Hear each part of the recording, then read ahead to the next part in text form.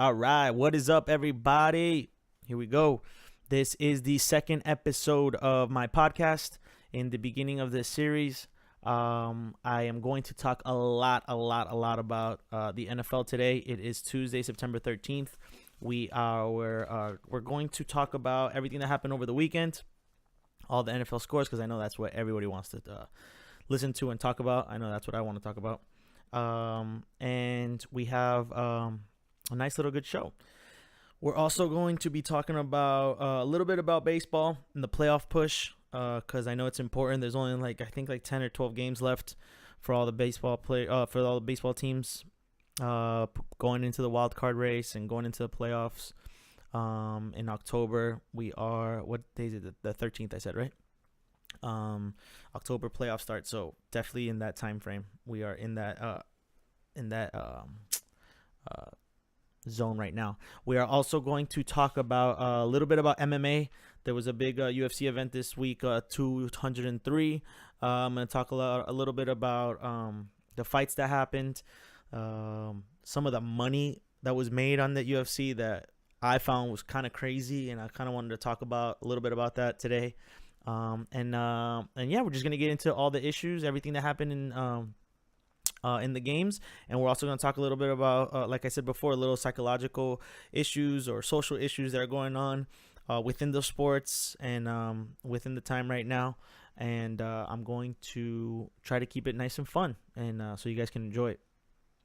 All right, so let's start off with the NFL scores. Awesome opening weekend. It is my favorite time of the year. Like I said before in my first episode, it is the culmination of 6 months of waiting for football to come back, and it is finally here. So the biggest, I'm going to talk about my top 3 games.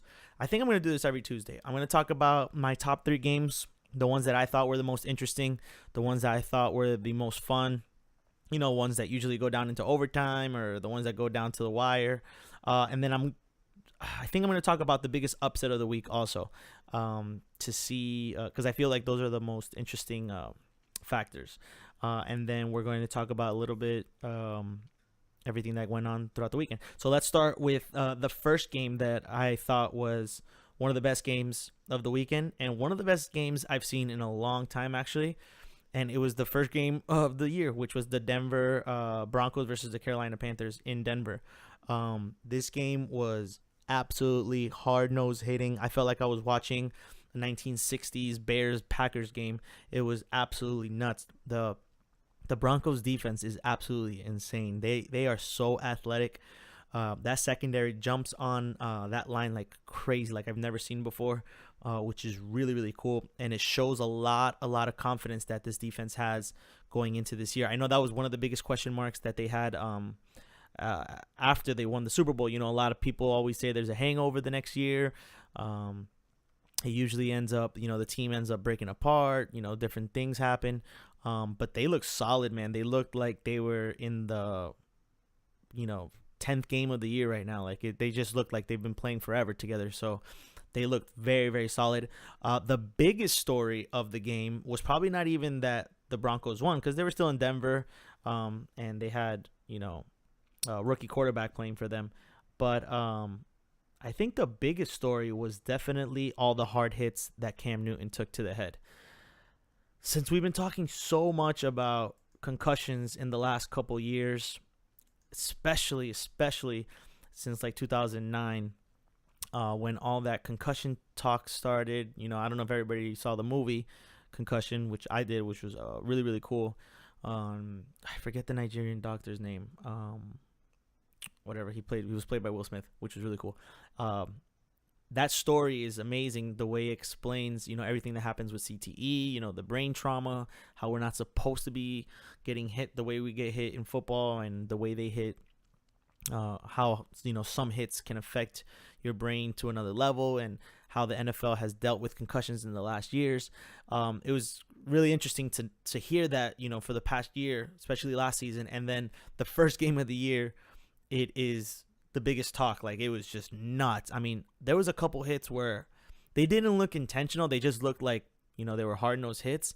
But that last hit on on Cam was absolutely intentional. Like I thought his head fell off. It was nuts.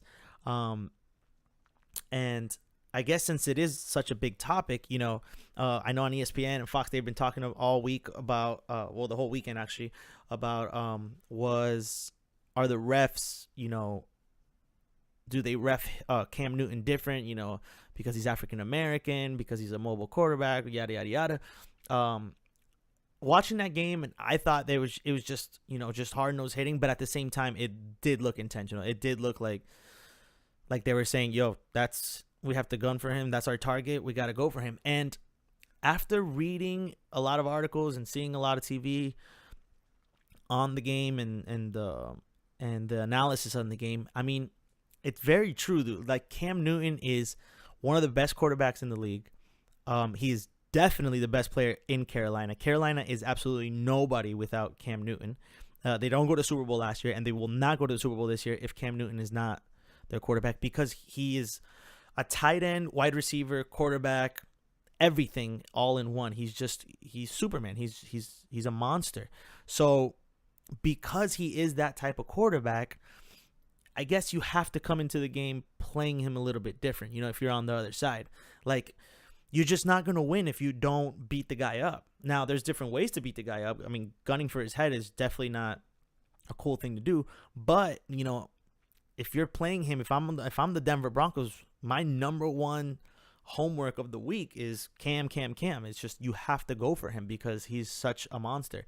But there's also different ways to look at it. So I was kind of split on that.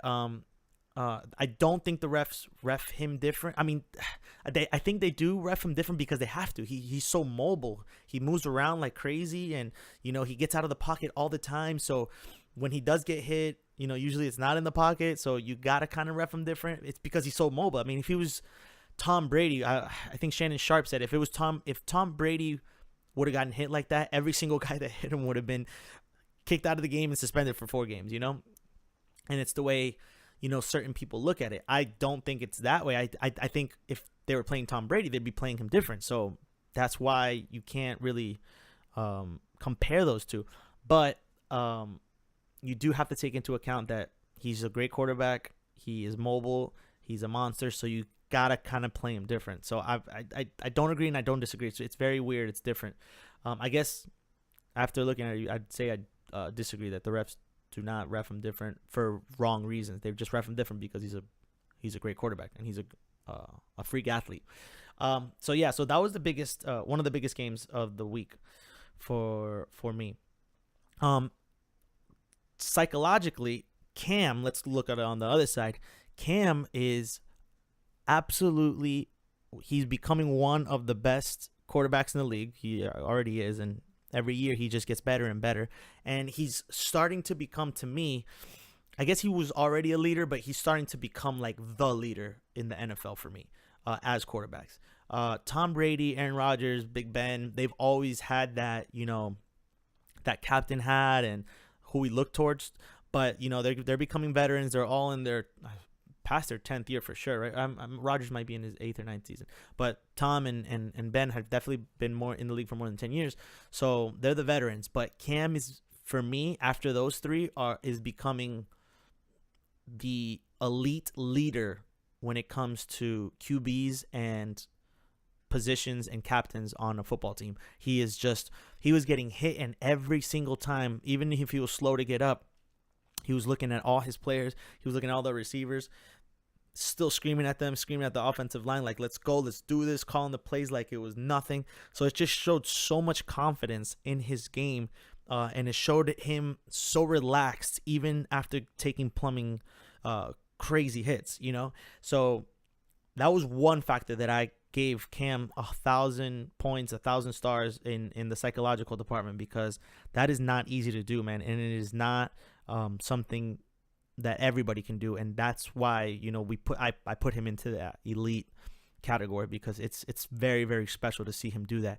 And it's very role modelish to look at that, to understand that even if you are getting hit, even if you are the target, that's a good thing. that means you're doing your job. It's like that, that saying, the more haters you have, the better you're doing, because it just definitely shows that he's doing the right things. He's doing it the right way, and he's leading his squad to try to win a Super Bowl every single game, trying to win a Super Bowl every single season, and every game he's trying to get to that level. And it's not hard to play. It's not easy to play in Denver, no matter, even if they don't have Peyton, and they definitely have a great defense. So for him to go in there and they were leading the game. They were winning the whole game. They were, I think in the second half, it was 17-6 or 17-7. And then they did some changes in, on the offensive line, which was weird. They just started letting Von Miller just come at them like crazy, who is another freak. He's the other leader that I wanted to talk about. He is absolutely insane. He's also a freak of nature, and his confidence is through the roof. He shows so much leadership, and when I mean leadership, I don't mean just calling out plays and making sure everybody's doing the right thing. It's when you show, when you lead by example, when you're talking to guys when they're not lined up the right way, when you're being completely unselfish, when you're giving it 1,000% every single down and every single play, and you get up and you make sure that every single player on your team saw you do that, so that they can emulate or do just as good as you or do their fullest potential, which I think is the greatest thing that you can do as an athlete. And Von Miller showed that, and Cam showed that for this game, which I thought was the best. So yeah, that was a good game. I think Denver covered. They were -3. Yeah, Carolina was -3, and Denver was +3. So they definitely covered, of course. That's why I got confused. So great game. Awesome. My second game of the week that I thought was awesome to see, and it has to do with the last minute of the game, was the Raiders-Saints game. Oakland, a lot of people have been high on Oakland coming into this season. I wasn't that high on them, just because I feel like Carr needs maybe this would be like a great year for him to develop. Jack Del Rio is a great coach. He's been in the league for a while now. And he's definitely has that defensive mindset that, could lead, and the offensive mindset also, but that could lead your team to special things and to the playoffs. So, but I felt coming into this year, especially with Amari Cooper coming into his second year, and Derek Carr coming into second year, like I felt like they had to, have a little bit more unity. It takes always like at least a couple years for you to get everything going. But they showed heart. They showed poise, confidence, going into New Orleans on your first game of the season. That is not easy, going into that dome, especially against Drew Brees and those boys. And for the biggest take was Del Rio in the last second, the last drive. I think there was a couple seconds left on the clock. Scores a touchdown. He needs a field goal to tie the game, and he goes for 2, which is like head scratcher. You start thinking, what are you doing? If I was a Raider fan, I'd be like, whoa, what the hell are you doing? But that's why I'm not an NFL coach. So definitely was a like ballsy move for him to go for 2. Goes for 2, gets it done. It's one of those things that, if you get it right, man, everybody will look at you the whole week saying like, you are the man. And the complete opposite if you miss. It's like, dude, what? You were a freaking idiot. What the hell were you thinking? So it's one of those things that as a coach, not decisions I would ever want to make in my life, but that's why they get paid the big bucks. And I thought Jack Del Rio showed a lot of confidence in that play call. And you know what? That might make that team just that good. When you have a game like that and you beat the Saints in New Orleans off of a 2-point conversion in the last play of the game, like, your whole season starts riding high. You just set a precedent for that season, and you just set a base that says, that's what we're going to do. We're going to do this all year, and we're going to be, ballsy, and we're going to do whatever we got to do to win. Even if we don't win, we're going to do everything we can when it comes to play calling, when it comes to different situations that's going to put us in the best position to win, which I thought was pretty cool. And you know, so the Raiders are somebody, they're tough contenders. So that was another take that I had for this week. And then my third game was one of my favorite games. This one also came down to the last minute. Was the Detroit Lions versus the Indianapolis Colts. Now, I remember seeing the whole week on different shows and reading different articles that the Lions were the most underdog team, or the most what's the word I'm looking for? Underlooked team, and the Colts were the most overlooked team this year. Obviously, the Colts have Andrew Luck, so you can't stop looking at them. But they have a beat up offensive line. Their defense isn't that great. They don't have that great of a running game. So they were definitely overlooked, and I think it's also because of last year. Last year they were supposed to be Super Bowl contenders, and they completely failed. Not because they couldn't make it. It was just because also Andrew Luck was injured, I think 8 or 9 games. So that had a big factor with it. But because of everything that happened last year, I think a lot of people were on the fence on the Colts, getting too much praise. And then the Lions were just getting overlooked. They just weren't getting enough because they thought that Calvin Johnson left. So that's it. But Matthew Stafford is a monster, man. He showed for me this week, besides Cam Newton, the most leadership qualities in a football team. The way he took the Lions on that final drive in Indianapolis down, I think they were down by 4. Were they down by no, they were definitely, they had to get a touchdown. I remember that. No, they had to get a field goal. They had to get a field goal to win. Now I can't remember. Let me check my stats because I don't want to be an idiot and start saying stupid stuff, talking out of my ass. Yeah, they were definitely down by. What were they down by? 6. Yeah. So it was absolutely nuts. Now I want to literally look at this real quick. Yeah, because they won by 4. I was like, why did they win by 4? I forgot that at the end of the game, the Colts tried to do a lateral play and they got a safety. So I was like, why was it 39-35 if they only won by a field goal? But it was definitely the safety that caused the 4 points, which I think, if I'm not mistaken, that spread was 3. The lines were plus, no. Yeah, the lines were plus 3, so that didn't really matter. I thought the Colts were plus 3, but no, in Indianapolis. So it was crazy. It was very, very cool to see Stafford. He was literally screaming at his wide receivers. There was one play where he one of his receivers didn't get out of bounds on time, and he was absolutely screaming at him like, why the hell did you not get out? Why the hell did you not stop the clock? And then the receiver kind of put his shoulders down, and you just see Matthew Stafford go up to him and grab him by his chest and say, it's okay. I'm just telling you, next time, stay in it. You got to be more aware of what you're doing. And he just brought him out there, and he was holding on to him, and he grabbed his shoulder, and he goes, come on, let's go. We'll do it on the next play. And I was like, wow, I was really, really impressed. I mean, Stafford has always been a pretty good quarterback. No, actually, he's been a really good quarterback. And he's always shown that leadership, gunslinging skill. But this game, he just showed it to another level that I had never seen it. So it was definitely something to look at. And the Lions are definitely what people were talking about. People were overlooking them, and they are definitely a team to watch for, especially in that division with the Packers and the Vikings. So those were my top 3 games of the week. My biggest upset of the week, which I don't think there was that many upsets. There wasn't a clear upset. My Dolphins almost beat the Seahawks. That would have been definitely the biggest upset of the week.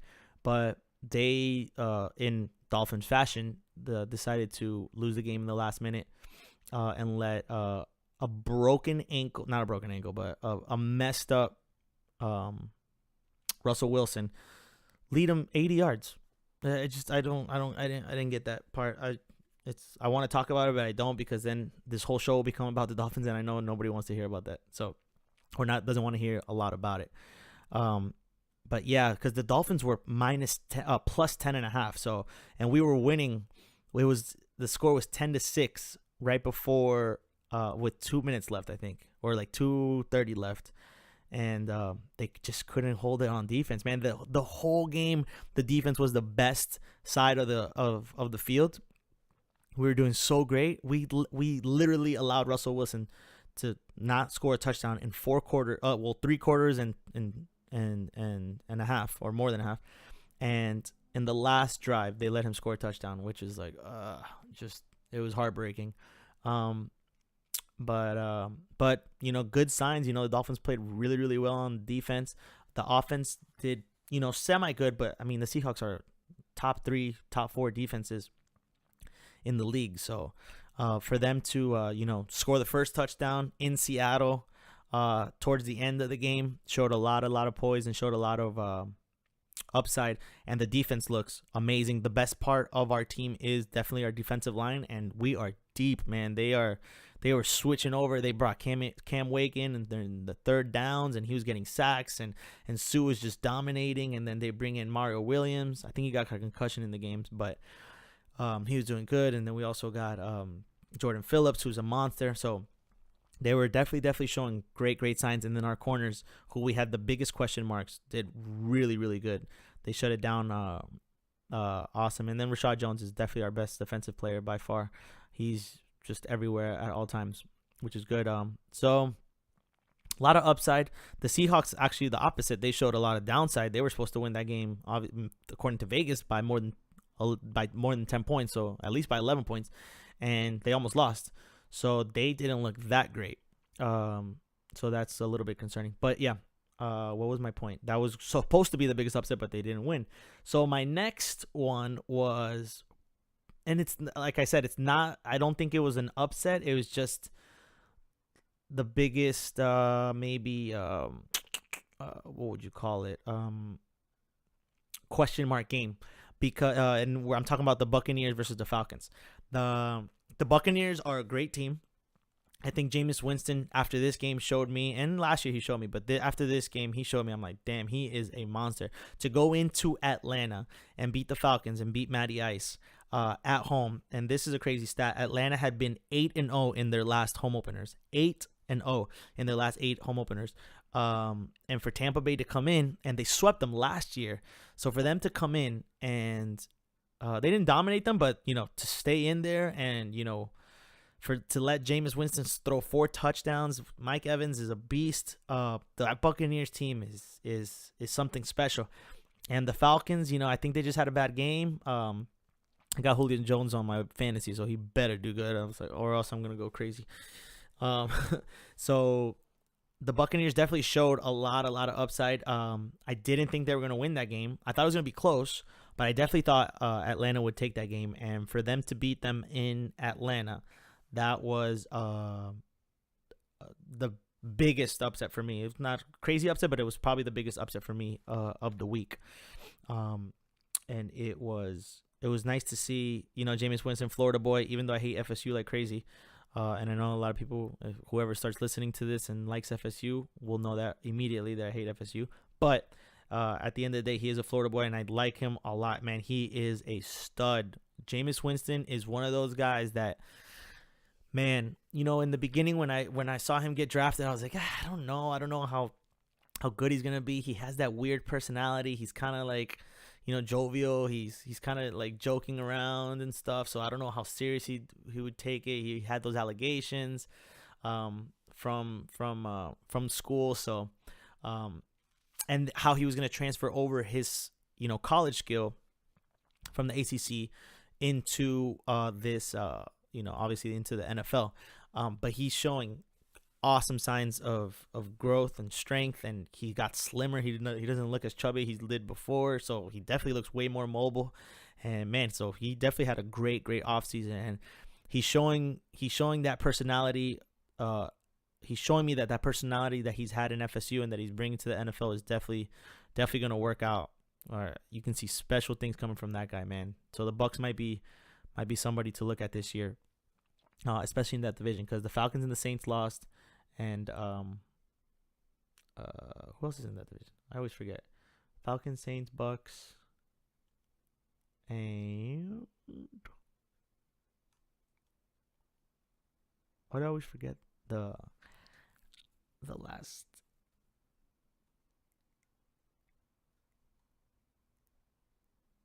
Oh, Panthers, of course. What the hell am I talking about? That's a tough division. So they're definitely going to be fighting for that in these coming weeks. So yeah, those were my takes on the NFL this week. One social issue or psychological issue that I want to talk about also was every single day they've been talking about it for the past weeks, even since preseason, about Colin Kaepernick kneeling down for the national anthem. It's funny because I've been asking people randomly, people who I talk to with sports and football and all that stuff, about what they think about that. And I've gotten more hatred stuff than good stuff. I've gotten more like, I hate when people try to make a point in something that's so special for this country, like kneeling down for the anthem is something so, so sacred to us that why would you do that in that platform? There's so many other ways to talk. I think it's so stupid. Yeah. But it's crazy. Like I've had mixed thoughts about it, and I've had mixed decisions about it.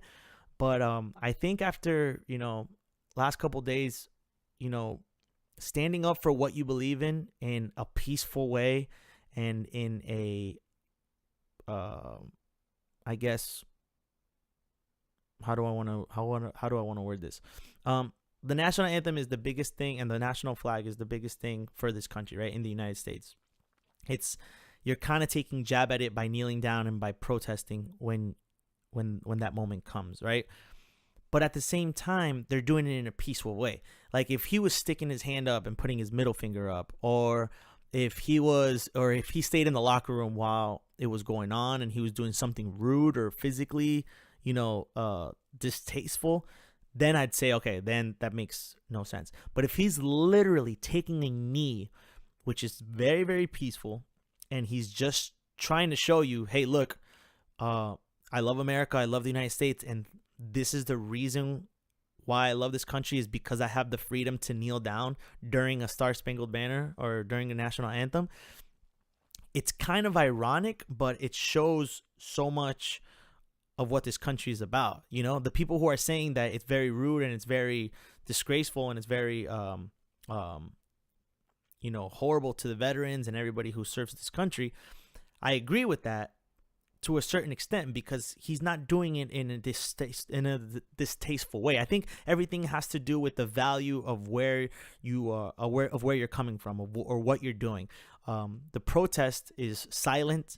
It's not hateful. It's not mean. It's not physical. He's literally just kneeling down. So to show his side of the story, and his, I guess, hatred or his problems with the country right now, and what's going on with Black Lives Matter and the cop situation and racism. So I don't think it's, at the end of the day, my point of view is not, I don't think it's a bad thing what he's doing, and he's just showing his freedom of speech, and he's doing it in a peaceful way. And last night he did it, and one of the biggest things that I wanted to look at was how his team would react to it, because at the end of the day, fans are going to go crazy. Newscasters and anchors and critics will always going to be there, no matter what he does, whether he plays great games, whether he plays bad games, whether he sticks his fist up in the air, or whether he kneels down. The critics were always going to be there. But his teammates are his family in the game, right? He's nobody. He's nothing if without the NFL right now, and it's his job, it's his career, and it's his life. So his coaches and his teammates are his family, are his brothers.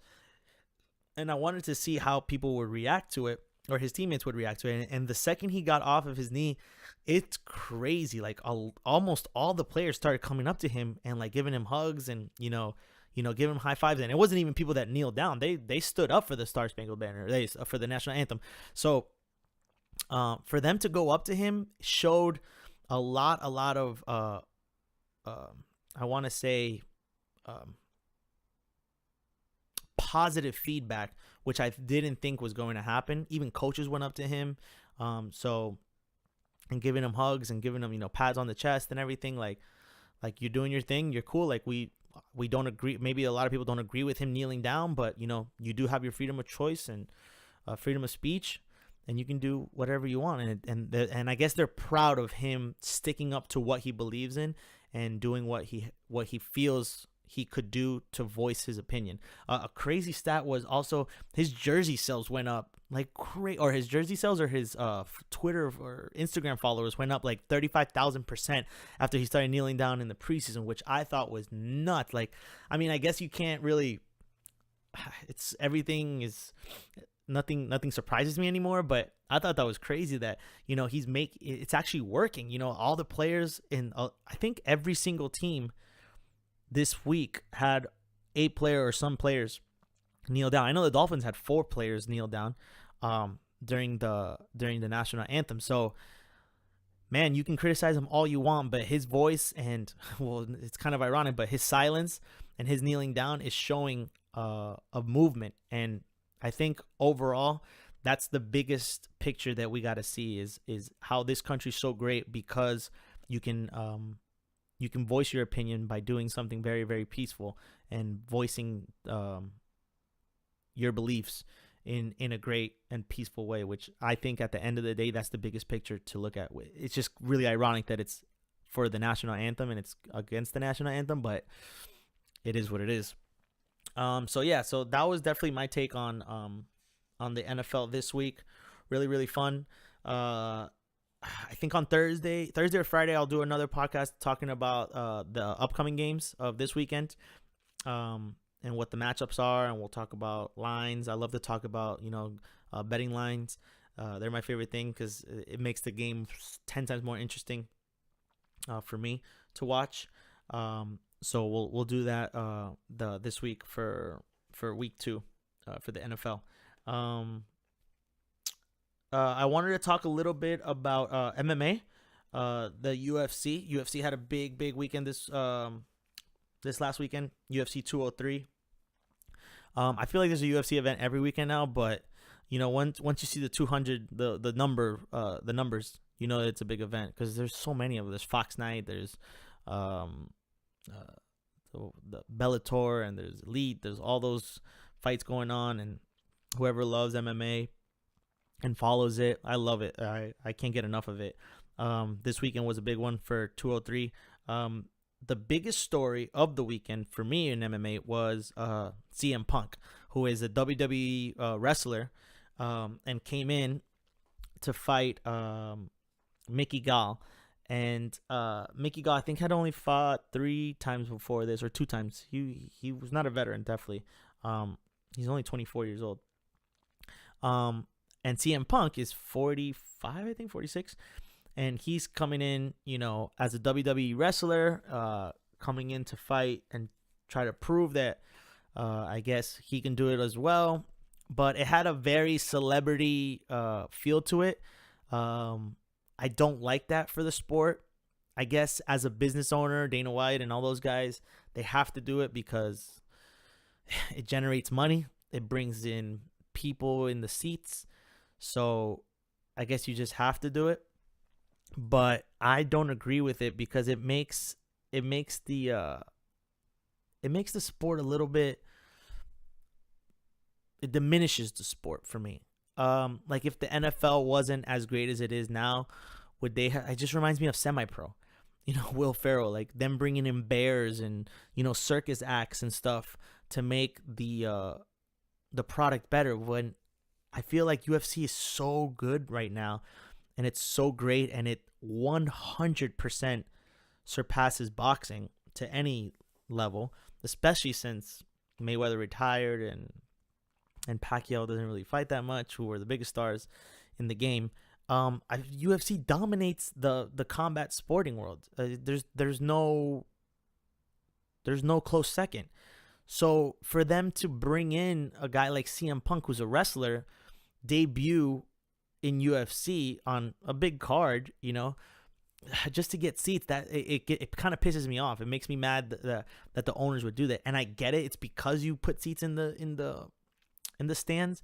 But as a fan and as somebody who follows sports, it just makes me feel like kind of like a cop out. It makes me feel like a weak move. It just doesn't add up or show integrity for the sport, which I feel like is the most important thing, because that's how you build on that company. They've done such a great job doing, the Ultimate Fighter, how to bring in champions, how to bring in, different fighters. His show on I forget what it is, on Spike or UFC Fight Pass. It's on YouTube also. That shows him looking for fighters and stuff. That's great. Like all that stuff is what, MMA fans want to see. Anybody who's an MMA fan doesn't want to see CM Punk come into the ring and fight at a UFC level. It's like, it didn't make sense to me. And it definitely showed. He got whooped. He didn't even throw a punch.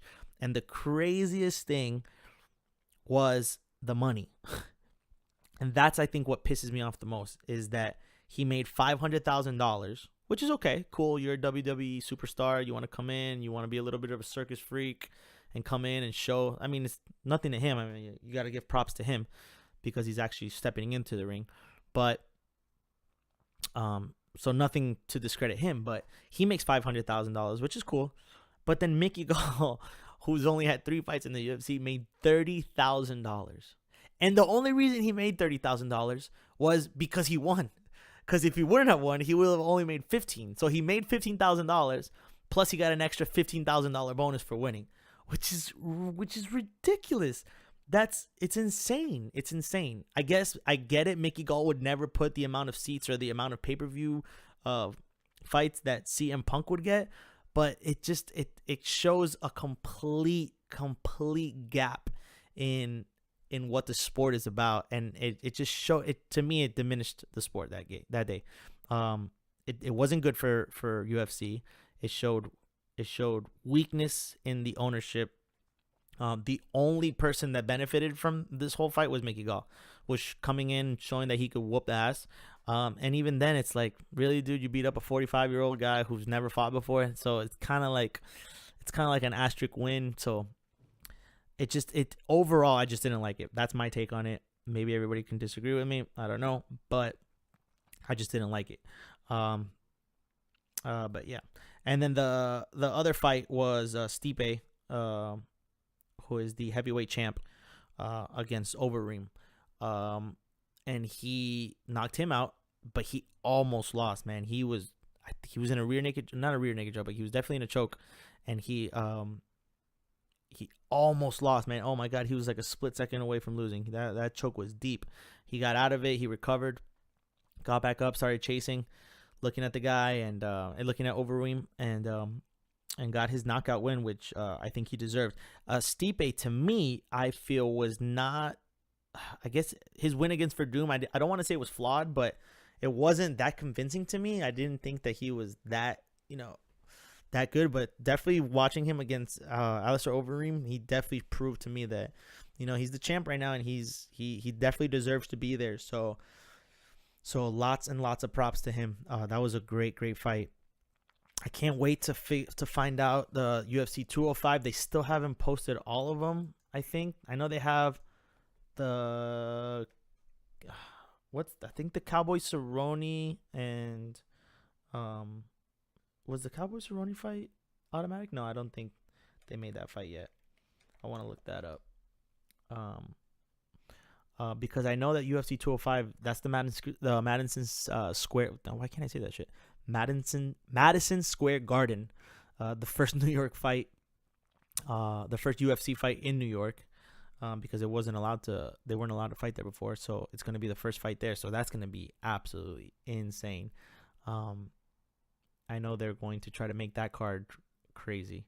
And the only fight that they have so far is the Thiago Alves Al Laquinta fight, and then Tim Kennedy, Rashad Evans, and Guillaume Viante versus Marco Rogerio. So I could have sworn I saw something about Donald Cerrone. Yeah, it says a welterweight bout between former UFC Robbie Lawler and former challenger Donald Cerrone was first confirmed. However, just a few days after the announcement, it was revealed that Lawler decided to take a little more time. Oh, that's what happened. See, I didn't read that part. To get ready for losing the title via knockout 201. It is unclear the time that Cerrone will remain at this card. Ah, oh, damn. Okay, so I remember seeing it, but I guess I just found out that they took it out. But they did officially put in the Chris. I know last time I read it, Chris Weidman, Yoel Romero were in the works. That was in the works, and that fight is gonna be nuts. Oh my god, I can't wait for that fight. The Weidman Yoel Romero fight is going to be crazy. They're gonna go nuts in that fight. A lot of wrestling, but it's gonna be cool. So yeah, that's my take on MMA. I obviously love MMA like crazy. I'm into that. I know this today. What's today? Tuesday. Yeah, today's Tuesday. Switching gears, moving from MMA. I'm talking about the UEFA Champions League. Champions League is awesome. Whoever doesn't know about soccer, you can stay on this podcast and listen to it and learn a little bit more. And if you don't like it, you can turn me off. And the people who do love soccer can stay on. Because soccer is the greatest sport in the world. Football is the greatest sport in the United States by far. But soccer dominates the world, hands down. There's just no comparison. And the Champions League is, for those who don't know, it is a tournament played by clubs. And the clubs are within, different countries, obviously. And it's kind of like a tournament. So it's a super cool tournament that they start now. And they play monthly, if I'm not mistaken, all the way through May. Because every club plays in their own league. So all the Spain clubs, they play each other in Spain. All the Italian clubs play each other in Italy. And all the English clubs play each other in England. But then they have this kind of, it's not world tournament. It's a European tournament where the best clubs play each other in this huge tournament called the Champions League, which I think is awesome because the best teams in the world are in Europe when it comes to clubs. They have the most money. They have the most. They have the best. I guess history. The most history. I'm sorry. So once that tournament starts, that tournament's crazy. The only thing is I just don't like the beginning of it because monster teams play these dumb, boring. I don't want to be rude, or fucked up, but they play these like teams that you've never even heard of. You know what I mean? Like.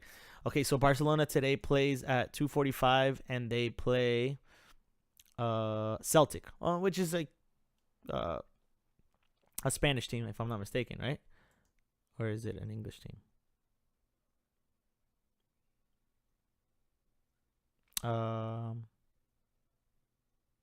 See, I don't even remember that now. It's definitely an English or a Spanish team, because I've heard of them before. So they play. Not a decent team, just a regular team.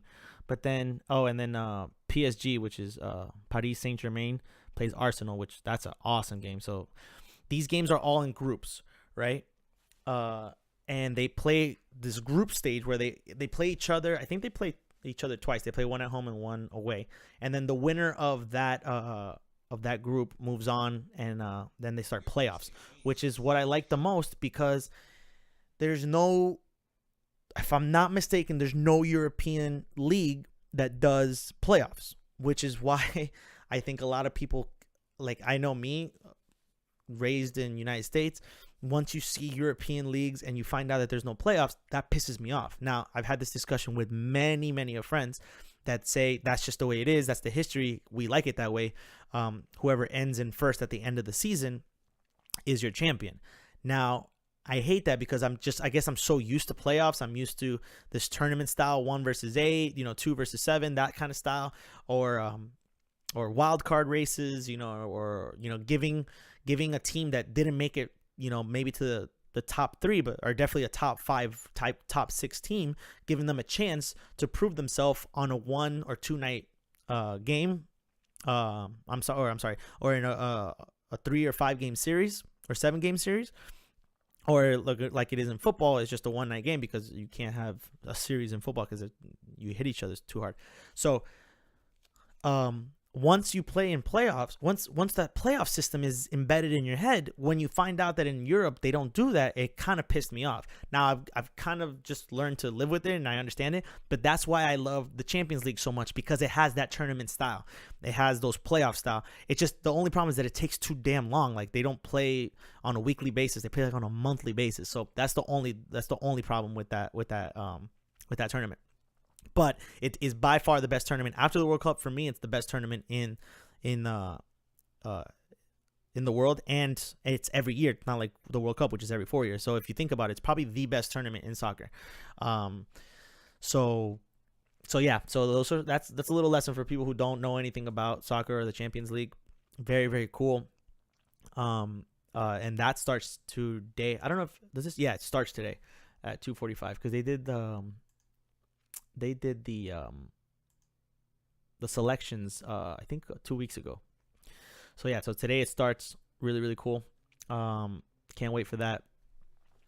And I think that is it. I was gonna talk a little bit about baseball, but I know a lot of people think baseball is boring. I like baseball, especially during this time, right when there's only a couple games left and we start getting into that playoff push. I know baseball in the beginning is boring because there's just so many games. It's kind of slow, but it's starting to mash up. We're starting to find out who is in it and who is not in it. My Marlins, they were doing so good throughout the whole year, and they just literally flanked at the end. Man, I think they're 5 games back before the wild to get to the wild card. They're definitely out of it right now. They are behind the Cardinals, the Mets, and the Giants. But I think, man, I'm looking at their last 10 games has just been, oh my God, it's just been crazy. They lost 3 out of 4 in New York. They lost all their games in Cleveland. They lost 2 out of 3 in Philly. And they started doing a little bit better, and they won 2 out of 3 against the Dodgers. And then they lost last night or the night before to Atlanta. So yeah, they're not looking good. They're down by 5. And they got, let's see how many games they got left. They got 1, 2, 4, 6, 8, 10, 12, 14, 16. They got 18 games left. Okay. I thought there was only like 12 games left. They got 18 games left, and they are 5 games back. And their opponents are Atlanta and Philly, who they should win, but they haven't been winning. So, and then they play Washington, who is at the win. They're leading the division right now, so those games will be tough. And then they play Atlanta again here at home, so hopefully they beat them. And then they play New York, and then Washington again. So it's looking tough. If they can get a nice little spurt and in the 18 games win maybe 12 out of the 18, go back up to 500, and out of those 12 games they beat New York, and they beat the Mets in that series, and then we have to hope that the Mets don't do that good and that the Cardinals don't do that good. There might be a spot for the Marlins, but it doesn't look good. They haven't been doing good, so we'll see what happens, and we'll keep that updated. The wild card spots right now in the National League are the Giants and the Mets, which I think the Giants will take it because I was looking at their schedule earlier, and they have not an easy schedule, but they definitely have a doable schedule because they play San Diego 1, 2, 3, 4, 5. They play San Diego 6 times. Then they play Colorado 3 times. And then those are their easiest games. And then they play LA 5 more times, and then they play St. Louis 4 times. So they got more than half of their games are easier than everybody else. So I think the Giants have that wild card spot. better than everybody else, than the Mets, Cardinals, and Marlins. And then Pittsburgh's right behind, man. Pittsburgh and the Rockies are 2 games behind the Marlins, so they're creeping up on them too. So it's gonna be crazy to see that. Now in the American League, the Blue Jays and the Orioles are dominating. Not dominating. I'm sorry. They're in the 1 and 2 spot for the wild card race. But that's tight, man. The Tigers, the Yankees, the Mariners, and the Astros are all within 3 games within each other. So that one's gonna be crazy to see too. I'll be checking up on that in the next coming weeks. We got to see how they dominate, how the clubs react to this last final push. Psychologically, this is home stretch. This is what we call the home stretch. This is when you start remembering and you start thinking about everything that went on throughout the beginning of the year, through the middle of the year, and now towards the end, and you try to combine it and try to make it full circle. You can't think that much about the past in the negative sense, because if you start thinking, oh man, why didn't we win this game? Why didn't we win this series? We should have won this. Man, these injuries are killing us. Man, the more negative thought processes you have in your head, the more of a roller coaster ride you're gonna go on, because you won't be stable. You'll start thinking, man, why didn't I do this? And then you start thinking, okay, now I need to do this good. And then I need to switch it back to, and you start thinking negatively, and then you bring it to positive, and you become on this roller coaster ride, which gets you out of the comfort zone, which is extremely important when it comes to athleticism and any sport that you play. You need to be in that comfort zone, and you need to be in a state that allows you to be relaxed, chill. And this is with anything. This is with MMA, baseball, basketball, football, anything that has to do with athletics. You need to understand that the more calmer you are, the more of a calm state you are, the better your physical abilities are going to come out. Your physical abilities that you have can be changed throughout time, but in the moments, there's very minimal change you can do. I mean, you can't grow your bicep within the game, right? You can't grow your quads. You can't run faster in one game. You might have more motivation to run faster. You might sprint faster.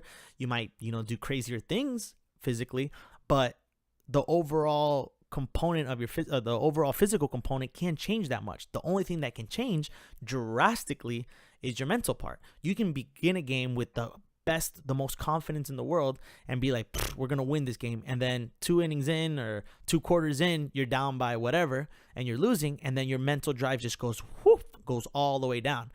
And that's when you start getting into that roller coaster ride that you don't want to get on. You want to be on a stable 2-way road where you're driving nice and neat. You want to drive you want to drive to your fullest potential, right? You want to gun it and you want to do it really good. And you want to see how much power your car has, or your mind has, in this analogy. But what you're trying to do is keep it as stable as possible and not get on that roller coaster ride, because the more stable you keep it, the more potential you're going to get out of your physical abilities. And that's the end goal, is trying to get the most physical and optimize your most physical abilities. So yeah, that's what we try to look at in baseball right now, the playoff push, and we're trying to see how all the players are working individually and how they're thinking individually, if they are on that roller coaster ride, and how the coach is managing all these thought processes and all these guys that are thinking, differently. Or can you manage to make everybody think one way, which is that stable way, so that everybody can stay in that comfort zone, so that everybody can optimize their full physical potential, which is the ultimate goal. And that's what a coach does. And the greatest coaches in the world and in history have been able to dominate that, have been able to manage, this guy goes crazy, so we got to bring him down. This guy is not crazy enough, so we got to bring him up. And then you got to bring up these levels and bring down these levels of their mental capabilities, because as a coach, you physically can't do anything for them, right? It's the same thing. You physically can't go out there and bat for a player, and you can't go out and run for a player. You can't go out and shoot for a player. So the only thing you can do is teach them, their leadership qualities, their confidence, the way they talk to themselves, the way they're visualizing the game. And that's the most important thing of a coach, and that's the most important thing that a coach can do for a team and for players, and for their players individually. So it's extremely important to see how the coach manages that also, in these next coming weeks. So we'll talk a little bit about that next time too. I love to spit out all this like little psychological knowledge, because like I said before in the first episode, I do work with a company. I'm the director and founder of a company called 3% Waves, which works with athletes and psychological issues and confidence issues, and anything from leadership qualities to visualization to the way you talk to yourself, and just literally using different mental techniques to optimize your fullest potential, so that your physical your physical ability can just be natural, and everything that you've worked hard for in the gym and in your trainings and in your practices can just come out in your games in a natural level, because your mental stability is keen, and it is at a very normal state, and it's very calm. So that's basically what I do. So you're gonna hear a little bit of psychological stuff throughout these podcasts, which I think are fun, and they're enjoyable, and they're things that you can use also in your everyday life. These little techniques that I'll spit out throughout the podcast are pretty cool too. So yeah, that's pretty much it. I talked. I think it's pretty successful. We did about an hour. That's what I was going for. Really fun, really cool. I can't wait to do the next segment. Probably, what's today? Tuesday. I'm gonna do it on Friday. I always want to do it before NFL games, but I hate those Thursday games. They piss me off so much. They don't mean anything. I don't know why they give these teams short practices. It's just not good for anybody. But I guess they just want to dominate the week. So, I guess I'll try to do it on Thursday. If not, I'll do it on Friday. We'll talk about this Thursday, the Bills and the Jets play. I think that game is in Buffalo, if I'm not mistaken. I want to double check that so I'm not wrong, because I usually talk out of my ass, and I don't want to talk out of my ass. Buffalo Bills play the Jets. That's a huge AFC East game. It is in Buffalo. Yeah, that's what I thought. So that's a big game I'm gonna watch because they're in my division. But then I just hate those. No offense to Jacksonville, but like a Jaguars Titans game. I remember last year they put that on a Thursday night. I'm like, really? And it was actually exciting watching it, but I was like, throughout the whole week, you're like, really? I have to go now, and I can't do anything on Thursday because I have to go home and watch this game.